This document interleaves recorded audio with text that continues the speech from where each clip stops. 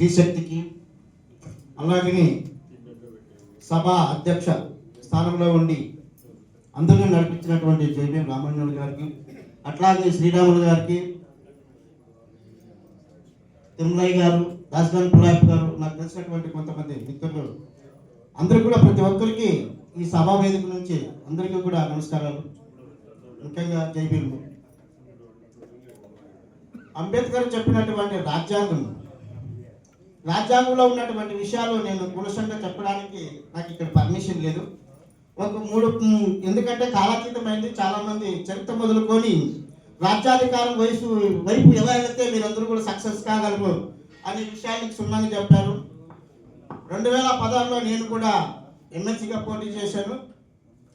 అయితే రాజ్యం వీరభోజ్యం మేడం గారు చెప్పినట్ల దాన్ని వచ్చి చూస్తే తప్ప ఏ కులమైనప్పుడు కూడా దాన్ని విడవదు.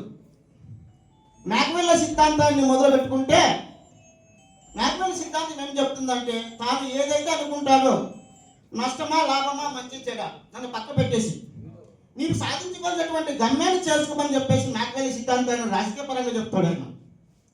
అదేవిధంగా రాజ్యాంగ వీరభోజం ఎలా సాధించుకోవాలి దీన్ని ఇప్పటి వరకు కూడా అంచనాల ప్రకారము, గణాంకాల ప్రకారము శాస్త్రికలు అన్నీ కూడా చెప్పారు. అయితే నేను వచ్చినటువంటి కొద్ది సమయంలోనే గ్రహించింది ఏమిటంటే, మన యొక్క ఎస్సీ ఎస్టీ బీసీ మైనారిటీల యొక్క ఆవశ్యకత ఏదేమైనప్పటికీ కూడా ఐకమత్యం ముఖ్యం. ఈ ఐకమత్యంలో ప్రజాస్వామ్యంలో కీలకమైనటువంటి రాజ్యం. ఈ రాజ్యాన్ని సాధించాలంటే రాజ్యాంగం ముఖ్యం. రాజ్యాంగంలో ఉన్నటువంటి విషయాలు మూడు ప్రధానమైనటువంటి విషయాలు. ఒకటి శాసనసభ, 2 కార్యనిర్వాహక వర్గము, 3 వచ్చేసి జ్యుడిషియరీ. ఇవి ఎలా పనిచేస్తున్నాయి అంటే నేను చెప్పాలంటే చాలా చరిత్ర ఉంది. శాసనసభ గురించి మాత్రమే ఇప్పుడు మనకు మేధావుల వేదిక అంటే ఓటు రాజ్యాధికారము ఎలా సాధించుకోవాలి, ఎలా చేస్తే బాగుంటుంది, దీని యొక్క ఉద్దేశం ఏమి, ఎలా ముందుకు పోవాలని చెప్పేసి కారణాలు చెప్పేదానికి మాత్రమే ఈ సభ ఏర్పాటు చేయడం జరిగింది. ముఖ్యంగా మనం ఎలా వెళ్ళాలంటే ఇప్పుడున్నటువంటి మేడం గారు చెప్పినటువంటి ఇప్పుడున్నటువంటి సెంట్రల్ గవర్నమెంట్ ఓట్ సిస్టమ్ అనేది తీసుకొచ్చింది.